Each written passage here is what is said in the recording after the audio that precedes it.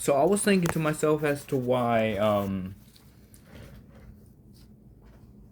environments and buildings in today are all just the same layout, minimal uh, uh, decor, and still trying to fit a same mold. I'm sorry, I don't like my hair right now. Fit the same mold. I just barely being able to remember, but buildings 20 years ago and prior weren't all the same, structured and looked, colored the same. They were different. They look different. Buildings look different. Interiors, exteriors, they weren't all the same looking. And it's hard to remember now because of how much it was changed. But just walking in, uh, and just even observing, it was different. There was a different feel to things. We're kind of dull to that nowadays, but there was different feels, souls, auras to buildings, structures, interiors, and different tables. It was a more unique world. And that makes sense as to why um, the youth, the young adults are more, like since 2018 even, 16 prior, are more appealed to just aesthetics, visual flair, and visual uniqueness because they don't experience that through their daily life because of how dull it is and how limited we are experiencing new things. That entering different worlds, seeing different typefaces, different textures, and what's the word? Materials, different different furniture made out of different materials. That invites you into a different world. Somebody else's reality made onto Earth. That activates your imagination. You don't see that much today. And that's why people are attracted to it, drawn to it, because it's it's a really human thing. Human creativity. It's a giant expression of human creativity and human potential. Not only is it fun to be in new and different worlds, it's fun to create that and make that and being able to say, I made this. This is why video games were a huge back in the day. There's a big reason why, because it captured the imagination of children. Because the different settings you could go and think of, or one. This is why it's fun to look at the entire look at Smash Bros stages because they were used to capture the essence of the setting. Uh, I I would like Psycho Mantis's room in MGS1. That is just masterfully designed. I'm thinking of when I used to play Kirby Superstar Ultra Deluxe, or the one on the remake on the DS. The settings, the tone, the atmospheres, built for a specific reason. Jet Set Radio, uh, settings, atmosphere built for a specific reason, meant to invite you in and take you to a different world and have a different experience. Um, Virtual simulation that makes things less boring. What was that? There was one more thing I was gonna add. Oh, just it reminds. I never played Mario 64, but just imagining the settings, the rooms it was in, and hearing all the stories of children having an active imagination in the castle and entering different rooms that didn't exist, but it was just being able to step into a different world and having your imagination turn on. That I think that is the reason they're trying to mute and dull all the environments we step into, because they don't want people um, imagining better or cooler. They having our thoughts limited, not stepping out on its own, and uh, because unique environments uh, unique environments invoke independent thought, and they don't want that. But a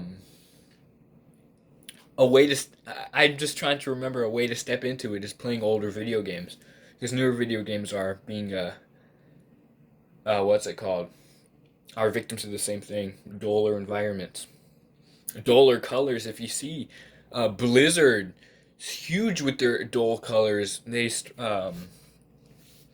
started, very, it was an art direction with what? Well, World of Warcraft. When you see the same thing in League of Legends, and then more games, and then Overwatch, they have this dull. It's trying to be, unique and kind of cute and, pastel, but it's becoming more and more pasty. It started pastel, but it's just pasty. I noticed that with Overwatch, and then Overwatch 2. And it's getting worse looking at games like Valorant. It's just pasty and dull and white. Muted colors. It's disgusting. We need to turn that around, and that I started having these thoughts because I was thinking of the setting of the video game I want to make, and what to add, and how to make the setting so beautiful that it feels like you're stepping into a different world and your imagination is activated. That's what I'm want to do. Because the kids there, they don't know. The kids today do not know what they're really missing out on, and it sucks because they're conditioned. They're conditioned to just stay comfortable with things. They're afraid to play older games, and they like yearn for something cooler, for something grander, but they're scared to step out of that comfort zone, and that pisses me off so much. So I have to make something so easy, no, something welcoming, uh not too accessible, but something just welcoming and appealing. And so I have a strong task ahead of me to create something like this, but also fun and challenging, so people can play a game and challenge themselves and not be scared, because there's too many casual and cozy games. I need something that will fucking kill you. That's I'm here to kill you. We need more games like that. That's the task I have to put on myself. I was playing Jet Set Radio last night. I streamed it last night. I kind of unlisted the stream because I felt boring and I wasn't talking much, and I wasn't focused. I don't know if I should put it back up. But those are the things that we need. That something needs to be made and start a paradigm shift in architecture, video games, environments, furniture design. People don't know how to design anymore. That pisses me off. Nothing is really unique and actually good. That pisses me off. There needs to be an entire paradigm shift for so much,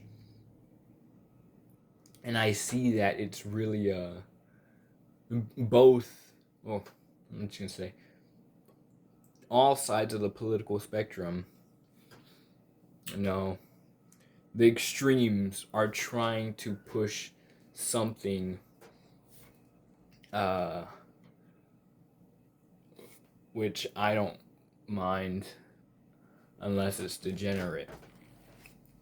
But I just need imagination to boil, simmer, saute. I need flavors to and essences to be so potent to where I could put it into a what's it called, a cauldron, so where you could taste it and it is beautiful.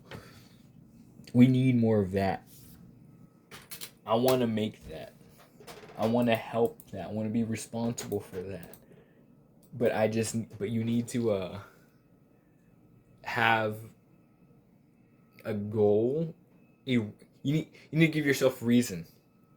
And this is what this talk is. I'm trying to formulate reason and fill in spots that are empty for us to because look, Mario 64, that captured your imagination.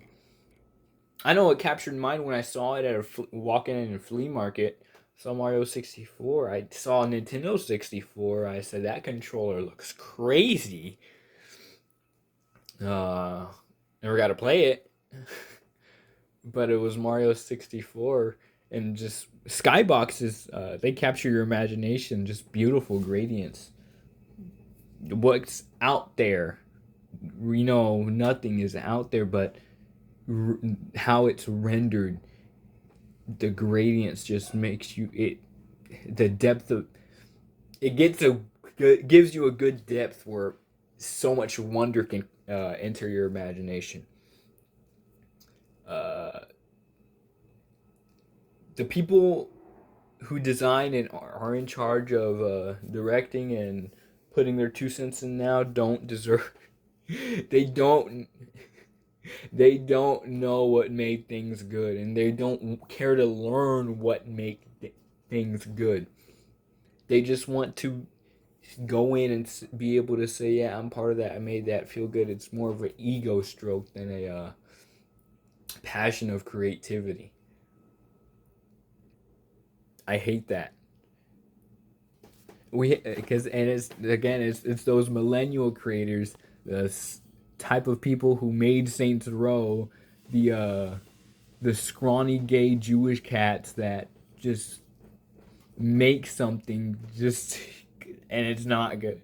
So too many people we gave those types of people too much of a chance. We know they ain't shit and they need to step out, and we need crazy people, actually people who have a few screws loose for their chance to be able to have a say in it. People who are sort of off color, give those people a chance. They really, really are the innovators. Because the people, the millennial directors and creative supervisors and all that, they're so self-conscious and in securing a social status and position to where they're not willing to risk or take risk in general. They treasure security and safeness with their muted, dull, uninspired um, thought processes. And there's nothing unique about that. When there's so many people, you, that are now in charge of not only a generation but a consumer base's state of mind and thought process. There's too many of you like that. We need more of a diverse and sort of mental, because you guys, a lot of you guys are unsafe men, dangerous, demonic. We need people who are so secure, secure, unstable, non-derogatory, uh, good actually, unpredictable. We need unpredictability because things are too predictable, too samey. We need people who are unpredictable and chaotic in their creativity. That is really what's needed now because we don't have that. We need that. I'm trying to do my best to be a part of that. We need more. We need more. We need more people who are insane, who are mental, who are nuts. Because those people can't make it in the normal world. Uh, the world with average people. Those people can't make it. And they live more in here than in here. So they have, so what they can pull from in here has more value because of how exotic it is compared to the real world. I'm one of those people. Hire me, please. uh what else? I think it was one more thing I wanted to add. Mental instability.